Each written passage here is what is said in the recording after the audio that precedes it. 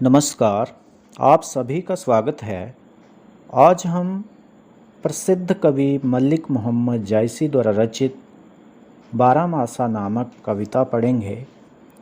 यह कविता मूलतः मलिक मोहम्मद जायसी जी के प्रसिद्ध प्रबंध काव्य पद्मावत से ली गई है।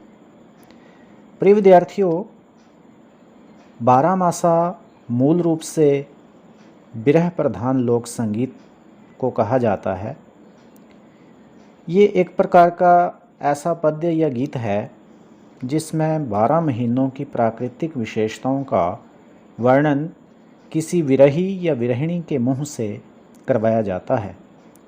साल भर के 12 महीनों में नायक नायिका के श्रृंगारिक विरह या मिलन की क्रियाओं के चित्रण को बारहमासा कहा जाता है।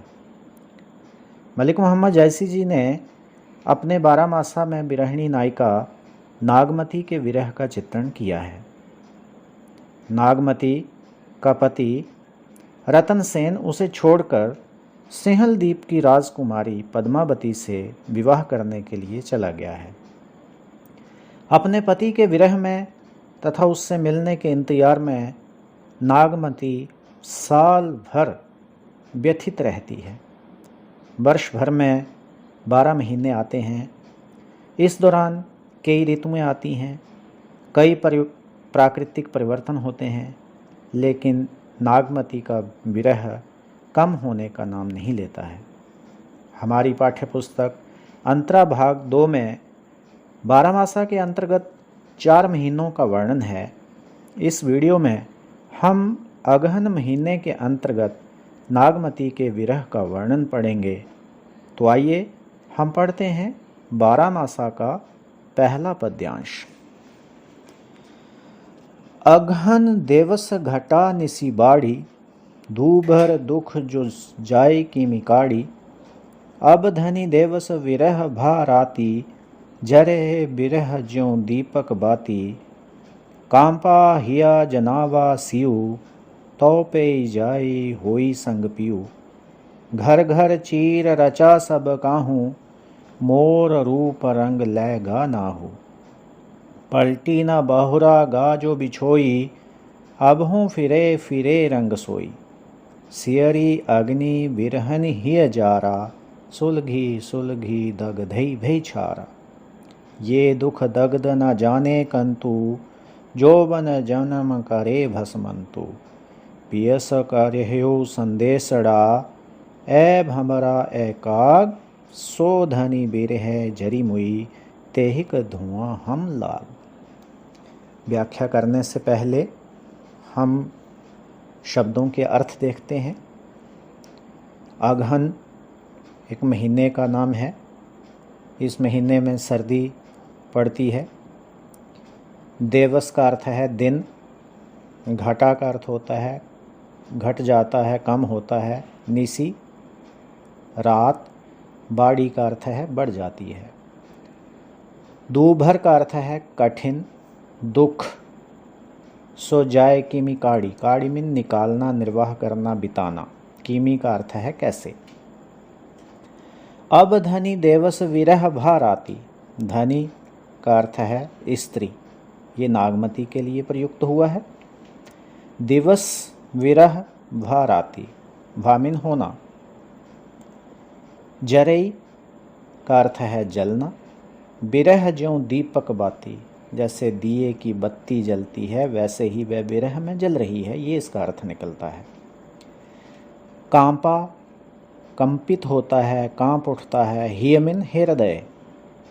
जनावा जानकर। सियु का अर्थ होता है शीत, ठंड। तो पे। तो मिन उससे। पै मिन रक्षा होना, बचना। जाई बचाव हो सकता है। होई संग पियु। पियु का अर्थ है प्रिय, प्रियतम या पति। संग का अर्थ होता है साथ। घर घर चीर रचा सब काहूँ। चीर का अर्थ है वस्त्र। रचा पहने हैं या रचा लिए हैं, वस्त्राभूषण पहन रखे हैं। सब काहूँ मीन्स सब कहीं और, सब हर एक व्यक्ति ने, हर एक युवती ने, हर एक नारी ने। मोर का अर्थ होता है मेरा। रूप रंग लेगा नाहु, रूप रंग लेगा मीन ले गया। नाहु, नाहु का अर्थ है नाथ, नाथ मीन स्वामी, स्वामी कौन? उसका पति। पलटी ना बहुरा, पलटी का अर्थ है लौटना, बहुरा का अर्थ है फिर, बिछोई का अर्थ है छोड़ना। अर्थात वो एक बार छोड़ कर क्या गया, फिर वापस ही नहीं लौटा। अब हूँ फिरे फिरे रंग सोई, फिरे का अर्थ है फिर आए, लौट आए। तो फिरे रंग सोई, फिर वही रंग मेरे में भी लौट आएगा। सियरी का अर्थ है ठंडी, अग्नि का अर्थ है आग। बिरहणी ही जारा, बिरहणी का हृदय जला रही है। ठंडी आग विरहिणी के हृदय को जला रही है। व्याख्या हम बाद में करते हैं, पहले सामान्य शब्दों के अर्थ ही देखते हैं। सुलगी सुलगी, सुलग सुलग कर। दगधई जल रही है, दग्ध हो रही है। भय छारा, छार होता है राख। यह दुख दग्ध न जाने कंतु, दग्ध जलना। कंतु मीन कंत, कंत किसे कहते हैं? पति को, प्रियतम को। जौवन जन्म करे भस्मंतु, भस्मंतु मीन भस्म किए जा रहा है, जौवन को, जीवन को, जन्म को भस्म कर रहा है। पिय से कहियो संदेशड़ा, पिय मीन प्रिय से, कहियो कहना, संदेशड़ा छोटा सा संदेश। ए भमरा ए काग, काग होता है कौआ, भमरा हे भमरे हे कौए, मेरे प्रियतम से एक छोटा सा संदेश कहना। सो मिन वह, धनी स्त्री औरत, बिरह बिरह में जरी मुई जलकर मर गई है। तेहिक उसी का धुआं हम लाग हमें लग गया है। तो आइए अब हम शब्दार्थ जानने के बाद कविता की व्याख्या करते हैं। जैसा हमने पहले देखा है कि नागमती का पति एक अन्य युग राजकुमारी से विवाह करने के लिए उसे यहाँ छोड़कर चला गया है, तो पीछे से नागमती जो है उसके विरह में व्यथित है। अब अगहन महीना शुरू हो गया है, और अगहन महीने की विशेषता क्या होती है कि दिवस घटा, कि इस महीने में दिन छोटे हो जाते हैं, निसी बाड़ी, और रातें बढ़ जाती हैं, लंबी हो जाती हैं।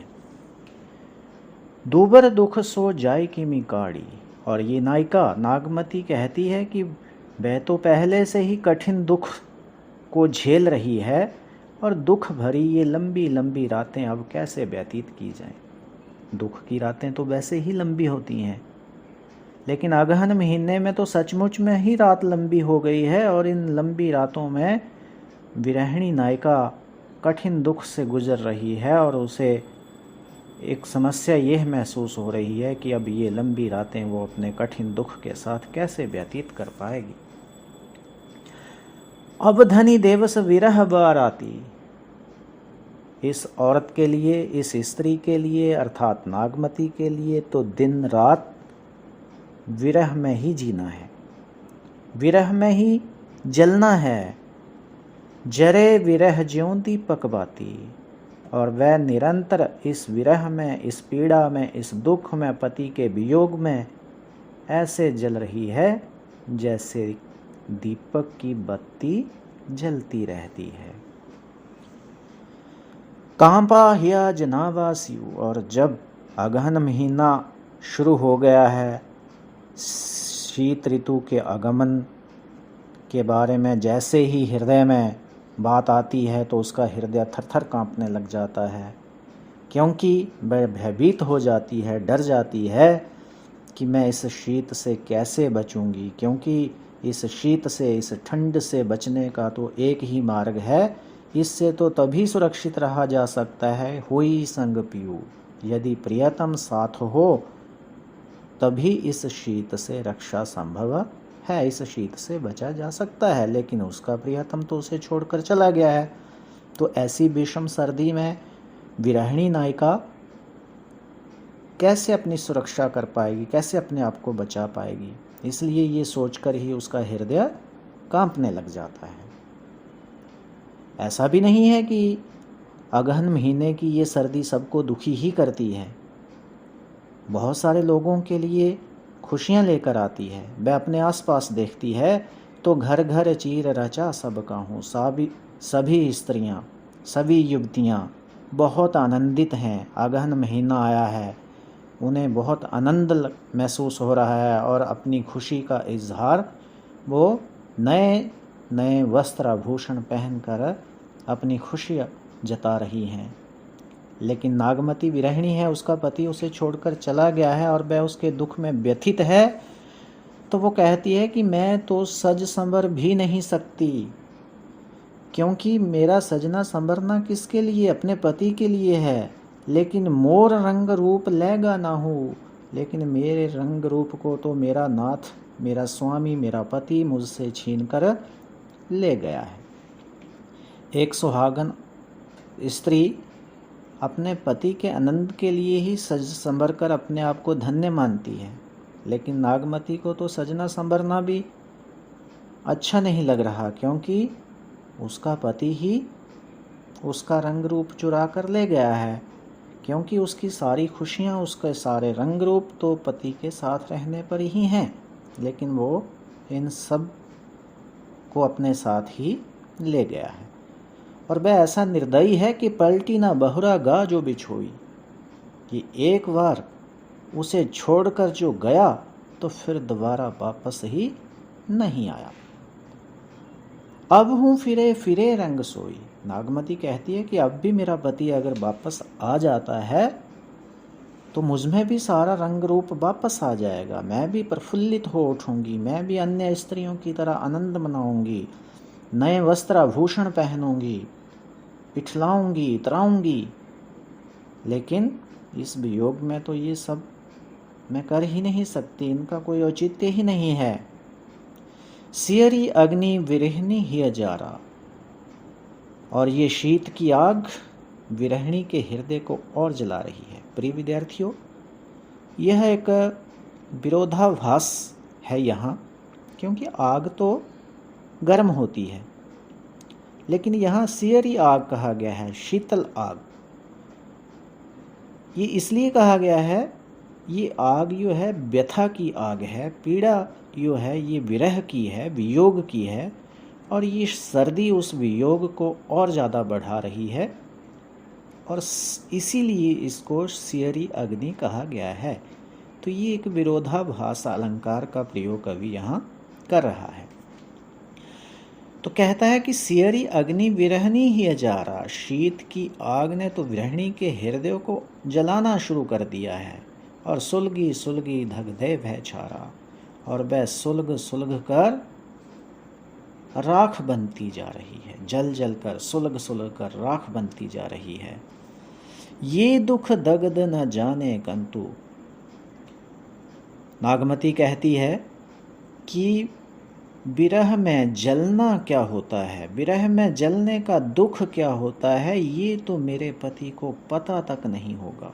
यानी मेरे पति के तो ध्यान में भी नहीं होगा कि उसकी पत्नी उसके दुख में, उसके विरह में, उसके वियोग में किस तरह से जल रही है। ऐसी परिस्थिति को, उसकी ऐसी हालत को तो उसका पति जानता तक नहीं होगा। जौबन जन्म करे भस्मंतु, उसने तो मेरे जौबन को, मेरे जन्म को ही भस्म कर रखा है, कर दिया है, बर्बाद कर दिया है मेरा जीवन अपने विरह में, अपने दुख की वजह से। लेकिन विरहिणी नायिका अपने पति को अपने इस हालत से परिचित करवाना चाहती है। वह उस तक अपनी दयनीय स्थिति का विवरण पहुंचाना चाहती है, संदेश देना चाहती है, लेकिन उसका संदेश सुनने वाला कोई नहीं है। तो तभी वह वहाँ से गुजरते हुए भंवरों और कौवे को अपनी मनोदशा बताते हुए अपने पति के पास संदेश ले जाने के लिए कहती है कि हे भंवरे, हे कौवे, मेरे प्रियतम से मेरा एक छोटा सा संदेश कह देना। मेरे पति से कहना, सो धनी विरह जरी मुई। वो तुम्हारी जो स्त्री है अर्थात तुम्हारी जो पत्नी नागमती है, वह तुम्हारे विरह में, वह तुम्हारे विजोग में पूरी तरह से जलकर मर गई है। कदाचित उसका पति तुम्हारी बात पर विश्वास ना करे तो उनको अपना शरीर दिखा देना और कहना कि तेहि का धुआं हम लाग, कि जब तुम्हारी पत्नी विरह के कारण जल रही थी तो हम पास से गुजर रहे थे और उसके जलने से जो धुआं उठ रहा था वह हमारे शरीर पर लगा और हम काले हो गए हैं। प्रिय विद्यार्थियों, कवि की एक बड़ी ही सुंदर कल्पना है। आपने देखा होगा, जानते होंगे कि भंवरा और कौआ दोनों ही काले ही होते हैं, लेकिन कवि ने यहाँ कल्पना ये की है कि नागमती कहती है कि मेरे पति को ये कह देना कि तुम्हारी पत्नी तुम्हारे विरह में जल कर मर गई है, तो वो विश्वास ना करे तो अपना शरीर दिखा देना कि कह देना कि देखो वो जल रही थी, तो जब हम वहाँ से निकले तो उसके धुएं की वजह ही से तो हमारे शरीर काले पड़ गए हैं। तो शायद उसको यकीन हो जाए, विश्वास हो जाए कि सचमुच उसकी पत्नी नागमती उसके विरह में मर गई है। तो यहाँ नागमती के विरह का वर्णन है, लेकिन साथ ही अंतिम जो पद्यांश है मार्मिक होने के साथ साथ अतिशयोक्तिपूर्ण भी प्रतीत हो रहा है।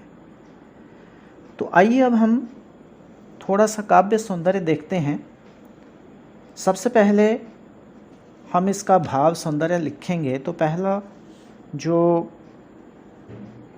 बिंदु हम काव्य सौंदर्य में लिखेंगे वो यही लिखेंगे कि अगहन महीने के संदर्भ में विरहिणी नायिका के विरह का चित्रण किया गया है और नागमती की मार्मिक दशा का वर्णन कवि ने यहाँ किया है। अब दूसरे बिंदु में हम कुछ अलंकार देखते हैं। अलंकारों में आप अनुप्रास अलंकार देख सकते हो। अनुप्रास अलंकार में जैसे ये पंक्ति देखिए, दूभर दुख है, कीमी काड़ी है, तो यहाँ अनुप्रास अलंकार का प्रयोग हुआ है। इसी तरह से मैंने एक जगह बताया था आपको विरोधाभास अलंकार है, ये है सियरी अग्नि। यहाँ विरोधाभास अलंकार का प्रयोग हुआ है। इसके अतिरिक्त आप और अलंकार देख सकते हैं, घर घर, सुलगी सुलगी, यहाँ पुनरुक्ति प्रकाश अलंकार का प्रयोग हुआ है। इसी तरह से उत्प्रेक्षा अलंकार का प्रयोग भी यहाँ हुआ है। यदि हम रस की बात करें तो इस पद्यांश में वियोग श्रृंगार रस का प्रयोग हुआ है। ये कविता छंदबद्ध है और कवि ने यहाँ दोहा चौपाई छंद का प्रयोग किया है। अंतिम जो दो पंक्तियाँ हैं ये दोहा है और ऊपर जो पंक्तियाँ थीं वो चौपाई छंद में रचित हैं। तो कुल मिलाकर हम देखें तो यहाँ दोहा भी है और चौपाई छंद का प्रयोग भी हुआ है। एक बिंदु कवि की भाषा से जुड़ा हुआ हो सकता है। कवि की भाषा अवधि है और इसे शुद्ध अवधि कहा जाता है, देहाती अवधि कहा जाता है या ठेठ अवधि का नाम दिया जाता है। तो इस तरह से ये इसका कुछ आप काव्य सौंदर्य लिख सकते हो। तो ये था बारहमासा के अंतर्गत मलिक मोहम्मद जैसी द्वारा रचित अगहन महीने के अंतर्गत नागमती के विरह का वर्णन। प्रिय विद्यार्थियों, मैं आशा करता हूँ आपको ये पद्यांश समझ आया होगा और परीक्षा की दृष्टि से आपको ये उपयोगी रहेगा। इसी आशा के साथ आप सबका बहुत बहुत धन्यवाद।